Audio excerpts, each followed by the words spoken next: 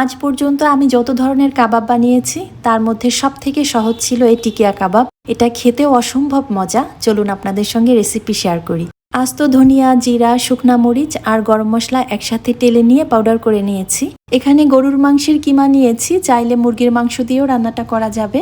পেঁয়াজ, রসুন, আদা, কাঁচামরিচ, ধনেপাতা, লেবুর রস আর সেই সাথে সামান্য একটু হলুদের গুঁড়া, মরিচের গুঁড়া, একটু আগে যে মশলাটা তৈরি করে রেখেছিলাম ওইটা দিয়েছি, সাথে লবণ, বিট লবণ দিয়ে একসাথে ব্লেন্ড করে নেব। আমি কিছু পাউরুটির টুকরাও দিয়েছি যাতে বাইন্ডিংয়ের কাজ করে। আর এই যে এভাবে করে আমি আধা ঘন্টা রেখে দিয়েছিলাম ফ্রিজের নর্মাল চেম্বারে।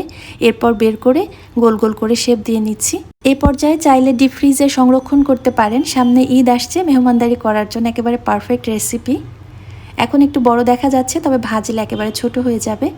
এটা কম তেলে ভাজতে হয়। আমি যেহেতু পেঁয়াজু বেগুনি একই তেলে ভাজবো, এই কারণে একটু বেশি তেলে ভেজে নিচ্ছি। কম আঁচে সময় নিয়ে রান্না করতে হবে, এতে করে ভেতর পর্যন্ত খুব সুন্দরভাবে সেদ্ধ হবে।